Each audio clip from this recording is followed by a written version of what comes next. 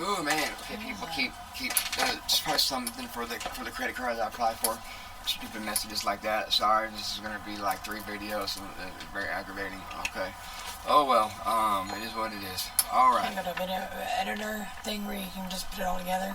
Yeah. I mean, I don't know how to do that, but if you want to download like a video editor app, I can send it to you or something. Yeah. Okay. Okay. So let me start this over. Okay. Gratitude believes. Look at the Lord in His strength. Seek His face always. In word, faith without thankfulness is like a huge unanswered question. It comes to God with possibilities, but has no assurance that He will address them well. It knows He can do good things, but it doesn't know that He will. But it doesn't know that He will. Forgetting the God of the past, it tries in vain to figure out the God of the present and the future. It is weak. Faith with thankfulness doesn't just look for the Lord, it looks to the Lord. It knows who He is. It remembers past mercies and bases today's needs on their proven source.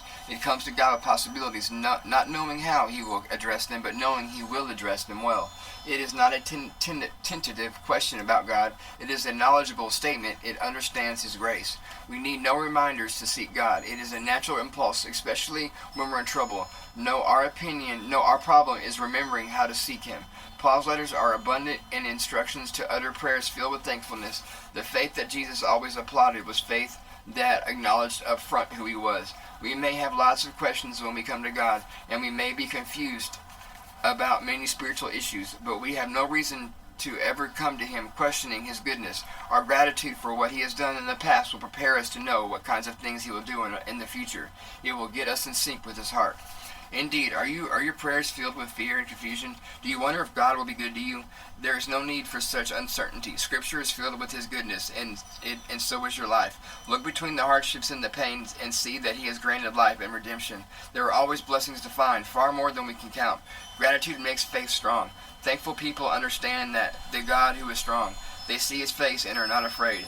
They aren't just hoping for His goodness, they're expecting it.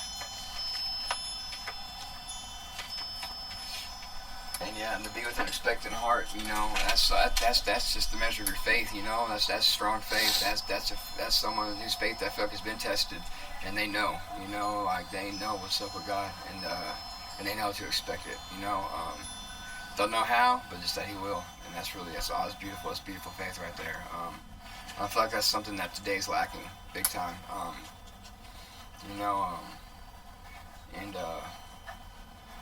I would really like to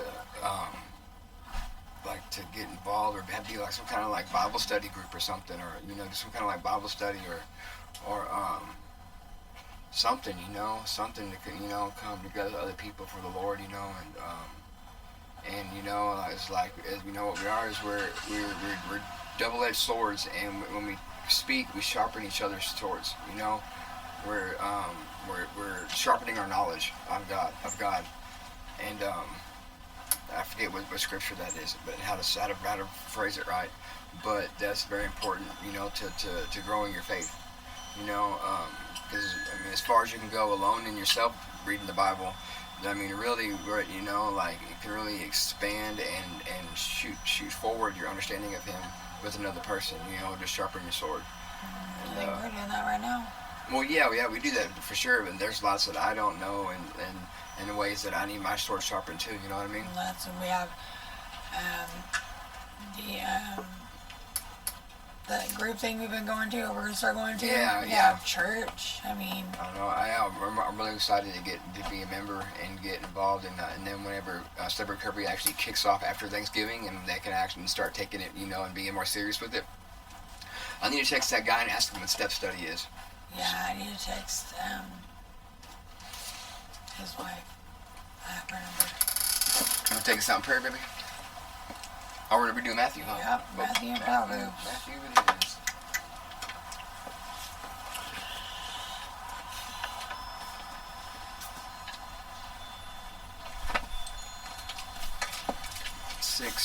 Matthew 6. No, we're on 7. I could have swore I did 5 yesterday. I did. I highlighted it in 6 yesterday. Okay, all right. Okay, good deal. Remember teaching about money and possessions? Oh, you sure right. Yep, I got a marker right there on 7. Okay, all right, good deal. Okay, and we're in the red words. This is all Jesus spoke. Jesus' words right here, guys. Okay. Matthew 7. Verse 1. Judge not that you be not judged. For with what judgment you judge, you will be judged. And with the measure you use, it will be measured back to you. And why do you look at the speck in your brother's eye, but do not consider the plank in your own eye? Or how can you say to your brother, let me remove the speck from your eye, and look, a plank is in your own eye? Hypocrite, first remove the plank from your own eye, and then you will see clearly to remove the speck from your brother's eye.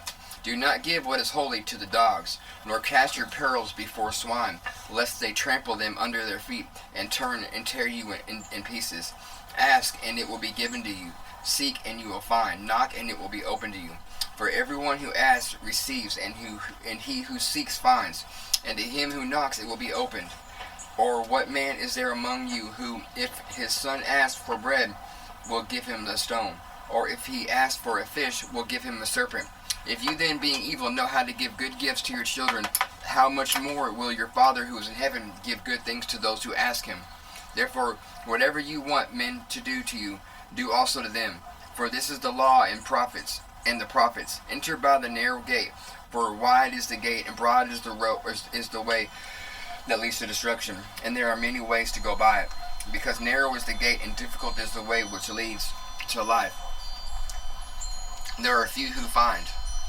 Beware of false prophets who come to you in sheep's clothing, but inwardly they are ravenous wolves. You will know them by their fruits.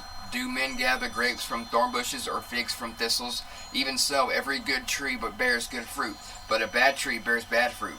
A good tree cannot bear bad fruit, nor can bad tree bear good fruit.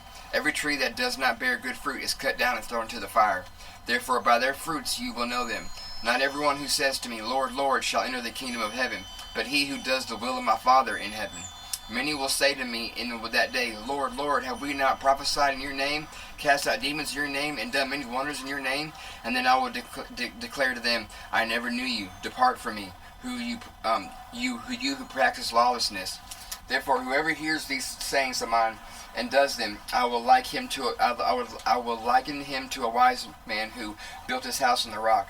And the rain descended, that the floods came, and the winds blew and beat on the house, and it did not fall, for it was founded on the rock. But everyone who hears these sayings of mine and does not do them will be like a foolish man who built his house on the sand. And the rain descended, the floods came, and the winds blew and beat on the house, and it fell, and great was its fall. And so it was, when Jesus had ended these sayings, that the people were astonished at his teaching. For he taught them as one having authority, and not as the scribes. Wow, that's awesome. Like, man, like that just opened my eyes to like why like I lost like the different lives I've lived, you know, and thought I had a future, and that was gonna be it was gonna be it for me. Why it got all swept away was because I built everything on sand, you know. I never built it firmly in the Lord, and by following his ways, you know, and I mean I feel like you can only do that by loving him. Like that's what he's saying by, you know, but we did all this stuff in your name, Lord. You know that's for people. That's for their own approval. That's for their own. That is for their own recognition. They did it in His name, but they didn't do it for God. They did it for themselves, or for money, or for whatever else to cause. You know what I mean? It's where your heart is. You know, you earnestly seek after Him, or for what He can do for you. You know, and you know, and you know, and like if you can love God and praise God all day long, but if you're practicing sin, you know, that's building your house on sand. You know what I'm saying? Now, you know, if you want to practice his ways and do as he says, you know, and love and go after him and build your life, then when the storm does come, you know, it's not necessarily going to take it all away. You know, you may get bumped and bruised and battered, but you're still standing. You know, you still got your life. You know, that's awesome. I'm so glad to reread that right now. Like, see, as you grow and stuff and mature in faith, you know, things will be revealed to you that you didn't first see the first time when you read it. That's another awesome thing about this book. Okay, 26, sorry. Oh, I had such a hard time with this date thing. Okay.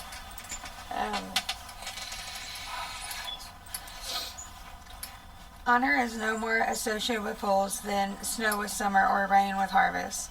Like a fluttering sparrow or a darting swallow, an unserved curse will not land on its intended victim. Guide a horse with a whip, a donkey with a brittle, and a fool with a rod to his back. Don't answer the foolish arguments of fools, or you will become as foolish as they are. Be sure to answer the foolish arguments of fools, or they will become wise in their own estimation. Trusting a fool to convey a message is like cutting off one's feet or drinking poison. A proverb in the mouth of a fool is as useless as a paralyzed leg. Honoring a fool is as foolish as trying to stone to a slingshot. A proverb in the mouth of a fool is like a thorny branch brandished by a drunk. An employer who hires a fool or a bystander is like an archer who shoots at random. As a dog returns to its vomit, so a fool repeats his foolishness. There is more hope for fools than for people who think they are wise. The lazy person claims there's a lion on the road. Yes, I'm sure there's a lion out there. As a door swings back and forth on its hinges, so the lazy person turns over in bed. Lazy people take food in their hand, but don't even lift it to their mouth. Lazy people consider themselves smarter than 7 wise counselors. Interfering in someone else's argument is as foolish as yanking a dog's ears. Yes, I'm all on that one. Hang on. Always been bad at highlighting stuff. Just as damaging as a madman shooting a deadly weapon is someone who lies to a friend and then says, "I was only joking." Fire goes out without wood, and quarrels disappear when gossip stops. Yeah. A quarrelsome person starts fights as easily as a hot embers light charcoal or fire light wood. Rumors are dainty morsels; they sink deep into one's heart. Smooth words may hide a wicked heart, just as a pretty glaze covers a clay pot. People may cover their heart with pleasant words, but they are deceiving you. They pretend to be kind, but don't believe them. Their hearts are full of many evils. While their hatred may be concealed by trickery, their wrongdoing will be exposed in public. If you set a trap for others, you will get caught in it yourself. If you roll a boulder down on others, it will crush you instead. A lying tongue hates its victims, and flattering words cause ruin. Okay. Oh, it's about to rain or something. Getting stupid. Yeah. And allergies. Huh? The allergies getting. Yeah. So, all right, good deal. That's good stuff. You want to take us out in prayer, baby? Yeah. Lord, just thank you for today and, how it's starting. Even though it's about to rain, it's going to kill me. But just talking about, mentally, we're all good, and physically we're all alive and breathing and healthy. And I just want to thank you for everything that you do, Lord, and thank you for not leaving my side and the people I love and keeping us on the path that we need to be on. I'm very thankful for that, because without you I couldn't do it. Just want to thank you. That's all I really do is thank you. And I just ask to, for you to continue doing what you do, Lord. In Jesus' name I pray, amen. Amen. Right, good deal. So then we'll do our new version.